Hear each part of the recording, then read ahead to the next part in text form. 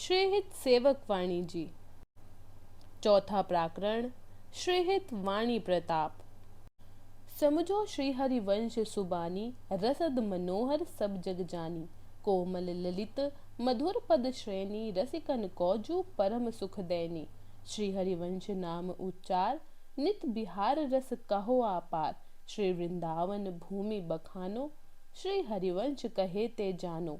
श्री हरिवंश गिरा रस सूधी, कछु नहीं कहो अपनी बूझी। श्री हरिवंश कृपामति पाऊं, तब रसिकन को गाई सुनाऊं। श्री सेवक जी कहते हैं, श्री हरिवंश की सुंदर वाणी को समझने की पूरी चेष्टा करनी चाहिए। यह वाणी रसदायक और मनोहर, मन का हरण करने वाली है। इस बात को संपूर्ण जगत जानता है। इस वाणी की पद श्रेणी अर्थात शब्दावली कोमल ललित मधुर और काव्य मर्मज्ञ प्रेमी रसिक जनों को परम सुख देने वाली है। जिस वाणी का उच्चारण कर्कशता शून्य एवं सरल होता है, उसको कोमल कहते हैं। जिसकी अक्षर मैत्री सुहावनी हो, वह ललित है, और जिसमें दिव्य श्रृंगार रस का वर्णन हो, वह मधुर है। इस वाणी के प्रत्येक पद में श्री हरिवंश नाम का उच्चारण करके अर्थात श्री हरिवंश नाम की छाप देकर आपार नित्य विहार रस का वर्णन किया गया है। इस वाणी में वर्णित विषय का परिचय देने के लिए सेवक जी कहते हैं कि मैं श्री वृंदावन भूमि का वर्णन करता हूँ, जिसका परिचय मुझे श्री हरिवंश वाणी से प्राप्त हो। श्री हरिवंश की वाणी का एकांत दिव्य रस पर्यवसान होता है, अर्थात वह संपूर्णता से रसमय है। अत उसके संबंध में मैं अपनी सामान्य बुद्धि से कुछ भी कहने में असमर्थ हूँ। मुझे तो यदि श्री हरिवंश कृपा प्रदान करे, बुद्धि मिल जाए, तो मैं प्रेमी रसिक जनों को उसका वाणी का स्वरूप एवं गुण गाकर सुना सकता हूँ। दूसरा पद श्री हरिवंश जो श्रीमुख बाखी, सोवन भूमि चित्त में राखी। हो लघुमति नहीं लहो प्रमाना, जानत श्री हरिवंश सुजाना। नव पल्लव फल फूल अनंता, सदा रहत ऋतु शरद बसंता। श्री वृंदावन सुंदरताई, श्री हरिवंश नित्य प्रति गाई। श्री हित हरिवंश जी ने अपने श्रीमुख से जिस श्री वृंदावन भूमि का वर्णन किया है, उसको मैंने अपने हृदय में रख लिया है, अर्थात तो वह मेरे हृदय में समाया हुआ है। फिर भी अल्प बुद्धि होने के कारण मैं इस भूमि का परिमाण, लंबाई चौड़ाई बताने में असमर्थ हूँ। इसके परिमाण को तो केवल श्री हरिवंश ही जानते हैं। श्री वृंदावन के वृक्ष और लताएं अनंत नवीन पल्लवों, पत्ते एवं फल फूल से शोभित रहते हैं, और वहाँ सदैव शरद और बसंत ऋतु रहते हैं। श्री वृंदावन की इस अद्भुत सुंदरता का गान श्री हरिवंश जी ने अपनी वाणी में नित्य प्रति किया है। तीसरा पद श्री वृंदावन नव नव कुंज, श्री हरिवंश प्रेम रस पुंज। श्री हरिवंश करत नित केली, छिन छिन प्रति नव नव रस झेली। कबहु निर्मित तरल हिंडोला, झूलत फूलत करत कलोला। कबहु नवदल सेज रचावही, श्री हरिवंश सुरत रति गावही। श्री वृंदावन की नित्य नवीन कुंजे श्री हरिवंश जी के प्रेम रस के पुंज हैं, अर्थात श्री वृंदावन की कुंजों के रूप में श्री हरिवंश जी का प्रेम रस ही पुंजीभूत हो रहा है। इन कुंजों में परात्पर प्रेम स्वरूप श्री हरिवंश जी क्षण क्षण में नवीन बनने वाले प्रेम रस का उपभोग करते हुए नित्य क्रीड़ा करते रहते हैं। श्री वृंदावन की कुंजों में सहचरी गण चंचल हिंडोला की रचना करती हैं।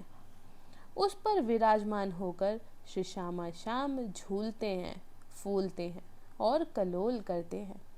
और किसी समय सहचरी गण नवीन किसलय दलों के द्वारा सैया की रचना करती हैं।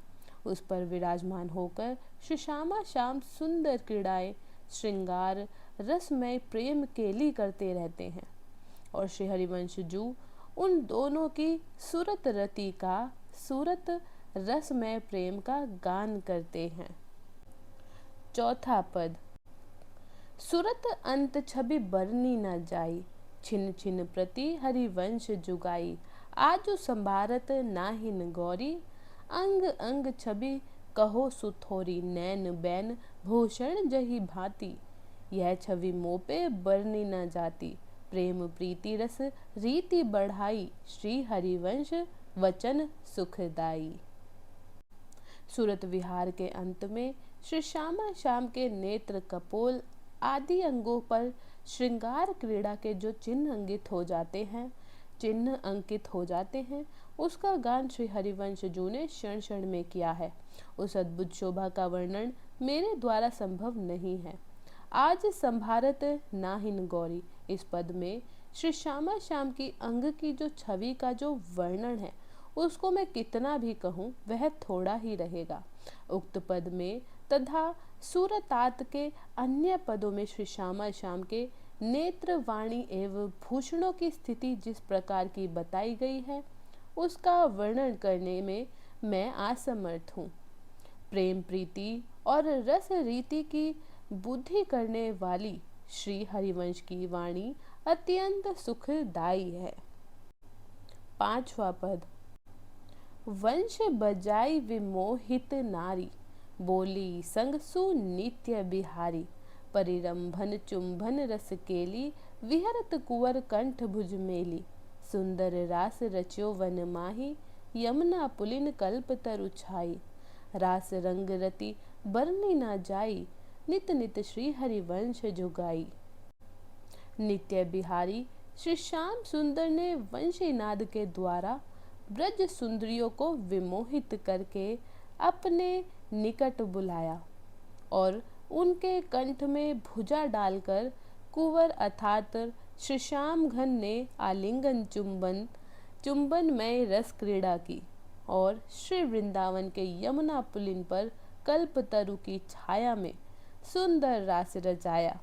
इस रास रंग में जिस रति प्रेम का प्रकाश हुआ उसका वर्णन करने में मैं असमर्थ हूँ। श्री हरिवंश चंद्र जू ने इस रस रंग में प्रेम का वर्णन अपनी वाणी में अनेक स्थानों पर किया है। छठा पद।